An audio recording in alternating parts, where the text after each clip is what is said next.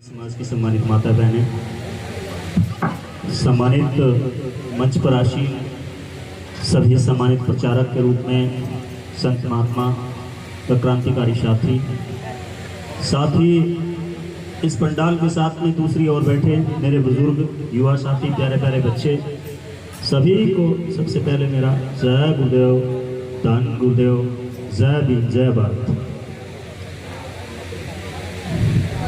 एक कार्यक्रम जब लगा होता है तो वहां एक स्थिति एक ऐसी नाजुक मोड़ पे खड़ी हो जाती है आके एक अच्छे से अच्छा वक्ता भी सोचने को मजबूर होता है कि उसको बोलना कहां से और शुरू उसको कहां से करना है और लास्ट उसको कहां लेके जाना है। मैं अपनी बात रखने से पहले आपसे कुछ बातें इसलिए भी कहने की कोशिश करना जरूरी समझूंगा क्योंकि मेरा जो समय है वो बहुत संक्षेप में बहुत कम है और उसमें मैं छोटे छोटे मुद्दों की तरफ लेके जाऊंगा। देखिए, अगर मैं कोई भी वक्ता एक मुख्य बिंदु को लेकर चलता है, किसी भी एक मुख्य विषय को लेकर चलता है तो लगभग 40 मिनट लगभग उसको खत्म करने में लगता है। तो मसला ये नहीं, मसला चलता है जब मैं जाता हूं हरियाणा में, और हरियाणा में जाके जब मैं डेरा सचखंड मंडला वाले संत निरंजन दास महाराज जी का एक वक्तव्य सुनता हूं और उस वक्तव्य को हिसार में मैं जब सुनता हूं तो उसको सुनने के बाद मैं आश्चर्यचकित होता हूं और तमाम जितने भी महासंगत बैठती है वो आश्चर्यचकित होती है और जितने यहां लोग बैठे हैं वो भी सुन ले, शायद वो भी आश्चर्यचकित हो जाए। पहली बात तो ये कि दुनिया के अंदर कितने भी दार्शनिक क्यों न रहे हों, कितने भी भाषण, मैं सीधी भाषा में बोल दूं जैसे आपको समझ में आए, क्योंकि मेरा ये मानना है कि जिस तरह का समाज हो और जिस तरह का समाज जिस भाषा में समझता हो उसे उस भाषा में ही समझाना जरूरी है। वहां पे इंग्लिश, उर्दू, फ्रांस और जी चीजों में कोशिश नहीं करनी चाहिए। संस्कृत का जमाना चला गया गुरुजी, हम संस्कृत पढ़ के मेहनत भी हमने अपने बच्चों को वो चीज, वो तालमेल देने की कोशिश नहीं करी कि उसका हमारा जो आचार विचार का जो माध्यम है वो हमारी आज की वर्तमान अपनी रीजनल, अपनी क्षेत्रीय, अपनी खड़ी बोली, अपनी भाषा में होना चाहिए। वो हमको समझ आना चाहिए, चाहे वो सत्संग लगा हुआ हो चाहे वो जागरण लगा हुआ हो। एक बात तो ये, दूसरी ये कि एक बड़ी भयानक बीमारी हो गई है, सत्संग हो चाहे जागरण हो, इतने तो मेरे समाज के बहुत व्यक्ति इतने धनी हो गए हैं, मृदुल भाषा में इतने पारंगत हैं कि उन्हें एक दूसरे की बात काटनी ही काटनी। शायद मैं कह के निपटूं, मेरी बात पर वजन तो पत्थर भारी पड़ जाए, पर मेरा ये मानना है कि अगर आप अपनी बात रख रहे हो और दूसरा व्यक्ति वो बात काटने की कोशिश कर रहा है तो वो सामने समाज को बैठे हुए देखे कि वो बात क्यों काट रहा है, क्योंकि उस बात से समाज का लेना देना नहीं है। वो बात अगर आपको उसकी काटनी है या उसकी बात को तर्क और वितर्क करने का माध्यम आपने बनाना है तो आप उसे कमरे में बैठकर सुलझाने का काम करें। एक बौद्धिक जो प्राणी होते हैं उस तरह से, जो बौद्धिक मनुष्य होते हैं उसी प्रकार से छोटा और बड़ा दर्शाने की कोशिश ना करें। नहीं तो किताबों में हमसे ज्यादा ज्ञान भरा पड़ा है, वो किताबें आपके और हमारे घरों में भी नहीं है। अगर यही डिबेट का मुद्दा है, यही वाद विवाद का मुद्दा है तो चलो खोल लो अपने अपने घर की तिजोरियां और अलमारियां, किसके घरों में कितनी किताबें हैं। गुरुजी गलत तो नहीं ना? देखते हैं कितने सजाया है। संत गुरु रविदास महाराज जी से बहुत पहले पैदा हुआ सुकरात, दुनिया में तुक्ति बोलती है उसकी, हर दुनिया के हर सब्जेक्ट में, दुनिया की हर कंट्री में उसको पढ़ाया जाता है, अरस्तु। लेकिन हम उसको उस तरीके से नहीं देखते, वो लोग उसको क्रांतिकारी तरीके से देखते हैं, जिस प्रकार से हरियाणा और पंजाब का आदमी गुरु रविदास महाराज जी को क्रांतिकारी देखता है। हमारे वाले नहीं देखते, हमारे वालों ने माध्यम ही कुछ और बना दिया। गुरु महाराज जी वो दर्शन है जिसे आप लेकर तो जाइए घर घर। मैं कहता हूं घर तो छोड़िए, आप जाट, गुर्जर, अहीर, ठाकुर, राजभर, कुर्मी, शाक्य, आप किन्हीं के घरों में लेकर तो जाइए, वो लोग भी दीवाने हुए जाएंगे, दीवाने। पर सवाल यह है कि उन बातों को लेकर जाएगा क्या? हमने तो कह दिया, अरे अपनों को हम अपना ना समझ पाए, समझा पाए, दूसरों को कहां से गले लगाएंगे? तो आइए, डेरा सचखंड बल्ला वाले जो अपने महाराज जी हैं निरंजन दास जी, उन्होंने जानते हो क्या कहा? उन्होंने कहा कि 650 साल पहले गुरु रविदास महाराज जी पैदा हुए और मेरा ये मानना है कि अगर 650 साल इस समाज को और दे दिए जाएं तब भी ये समझने वाला नहीं है। ये बात निरंजन दास महाराज जी ने उसके अंदर कही। अब आप इसे क्या कहेंगे? हिसार के अंदर खड़ा हुआ व्यक्ति ये बात कहता है, क्यों कहता है? और ये बात मैं भी कहता हूं, अगर इसमें डिबेट किसी को करनी है तो खुद क्या चाहिए, क्योंकि मैंने भी लगभग 16 साल दिए हैं, परिवर्तन नहीं है। और ये परिवर्तन की विचारधारा का स्वरूप, ये चीज को आगे ले जाने का काम कौन कर सकता है? आप लोग। सैयद की बात आपको सुना दी, आपने तमाम सारी चीजें सुन ली। एक महिला चाहे ना, एक महिला चाहे पूरे घर को बदल सकती है, लेकिन सोचना यह है कि उसको समझने की ताकत हमें लानी कहां से? करवा चौथ रहते हो, गुरु रविदास महाराज जी की किताब पढ़ा करो उसी व्रत के रूप में, माता रमाबाई की किताब पढ़ा करो, सावित्रीबाई फूले की किताब पढ़ा करो, उसी शहीद आजम भगत सिंह को पढ़ा करो, तुम्हारे घर में खुद रविदास महाराज जी, बाबा साहब, काशीराम पैदा हो जाएंगे। कोई नहीं आने वाला। पर सवाल यही है कि अगर हम रात दिन इसी तरीके से टेंट लगाकर इसी तरीके से लोगों की साखी वाणी भाषण सुनने का काम करते रहे और बदलाव तनिक भर भी ना हो हमारे अंदर, तो भाई फिर तो इस समाज का मर जाना बेहतर है। मैं कड़वा बोलता हूं, क्यों?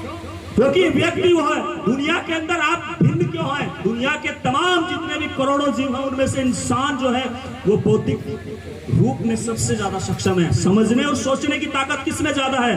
पुरुषों में नहीं, मनुष्य जाति में, माफी चाहूंगा, मनुष्य जाति के अंदर सबसे ज्यादा सोचने और समझने की ताकत है।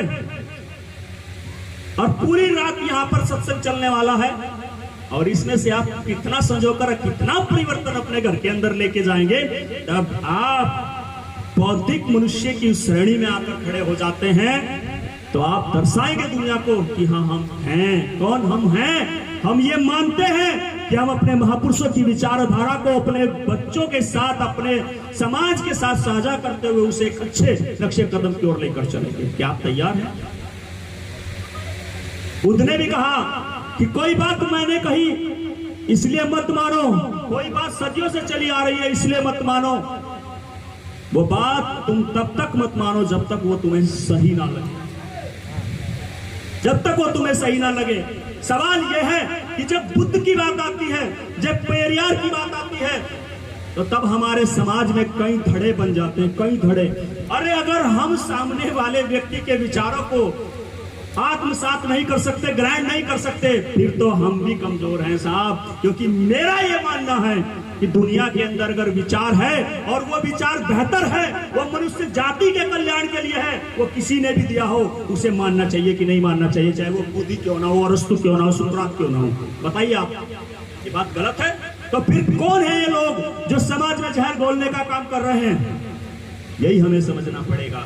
जब ठाकुर समाज का व्यक्ति एक चमार जाति के व्यक्ति के ऊपर एहसान करता है, उसके कल्याण के लिए उसकी मदद करता है, तो उसके लिए भगवान हो जाता है। ठाकुर होने के बाद, गुजर होने के बाद, त्यागी होने के बाद, ब्राह्मण होने के बाद कुछ लोग जहां अपना भाईचारा बना के रखते हैं, वहां पर वो उनके लिए भगवान हो जाता है।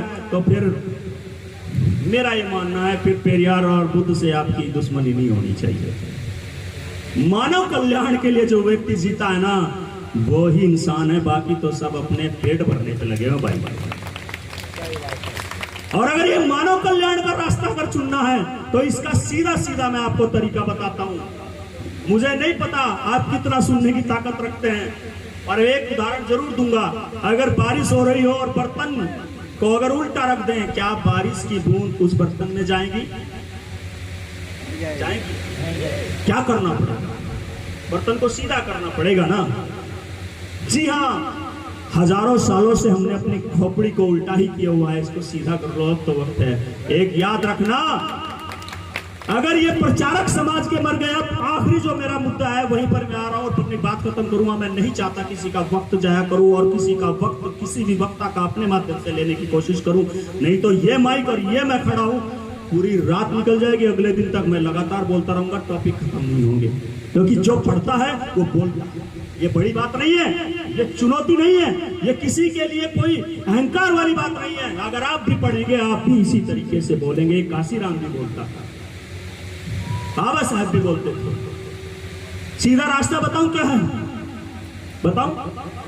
सीधा रास्ता है, 100 रुपए की चाउमीन महीने में 100 रुपए की चाउमीन मत खाओ, उसके पैसे बचाओ। उससे जो भी किताब मिले दुनिया के किसी भी दर्शन की, दुनिया में इतना दर्शन छिपा हुआ है, हम सिर्फ यहीं तक अटके हुए हैं। दुनिया के अगर एक से एक लाइन को आप पढ़ने लगे ना, आप चकरा जाओगे और उसका अर्थ निकालने में तुम्हारे मुख से झाग निकलने लगेंगे। ऐसे ऐसे विचारक दुनिया के पटल पे हुए हैं और जिन्हें दुनिया के तमाम पाठ्यक्रमों में पढ़ाया जाता है। कितनी बहनें हैं यहाँ पर ग्रेजुएशन में जो पढ़ रही हैं या पढ़ चुकी हैं बीए में? भाई मेरा मुद्दा शिक्षा का है, सीधी सीधी बात है। जिस घर में शिक्षा नहीं उसका कभी कल्याण नहीं सकता, सीधी बात कहूँ मैं, सीधी बात है मेरी। मैं भी शिक्षा हासिल करने के बाद यहाँ पे बोल पा रहा हूँ। वो अलग बात है कि मेरे से ज्यादा बेहतर मनीषी यहाँ पर बैठे हैं, आप में से कोई हो मेरे से भी बेहतर और हम सबसे बेहतर दुनिया के अंदर समाज में काम कर रहे हैं। पर सवाल ये नहीं कि मैं बेहतर हूँ, सवाल ये है कि मैं कार्य करता हूँ, मैं पोस्टमैन हूँ और मेरा काम है घर घर जाकर डाक बांटना। वो सवाल ये है कि तुम्हें लेना है या नहीं लेना है, तुम्हारे ऊपर निर्भर करता है। तो 100 रुपए बचाओ और 100 रुपए बचाने का कारण क्या करना है, जहां से भी जो किताब मिले उसको उठाओ। मोबाइल है आपके पास में? ये जो मोबाइल का मामला है ना, ये और ये ऐसे स्क्रॉल करने का आपके छोटे छोटे बच्चे भी सुबह उठते ही स्क्रॉल करते हैं रील देखने के लिए। इससे कुछ नहीं होने वाला। इस पे अगर पढ़ना हो, इस पे भी एक भारत का एक सबसे क्रांतिकारी एक महात्मा, एक सन्यासी, एक मनीषी, एक दार्शनिक हुआ है, फिलोसोफर हुआ है। उसका नाम नोट कर लो सारी लड़कियां, जो पढ़ी लिखी लड़कियां उनको बता रहा हूं। ओशो, उसको भी सुन लेना, बेहतर तरीके से समझाने का काम करता है। बस 100 रुपए आपका क्या करना है, महीने में किताब पर खर्च कीजिए, आपके घर का माहौल बदलेगा। यकीन मानिए, जिन घरों में किताबें राज करती है ना, वो लोग दुनिया पे राज करते हैं। इन्हीं शब्दों के साथ आपने मुझे सुना, बहुत बहुत आभार, बहुत बहुत धन्यवाद। मेरे साथ जयकारा लगाइए, बोले संत सुवर्ण गुरुदास महाराज की। और मेरी ये लास्ट विनती है, कोई भी वक्त आए महानतम दर्शाने की कोशिश ना करें, एक दूसरे की बात को कदाचित ना काटें। नहीं तो याद रखिए, पंडाल में बैठा व्यक्ति अगर शांत बैठा है ना, वो तुमसे भी खतरनाक है। बहुत बहुत धन्यवाद।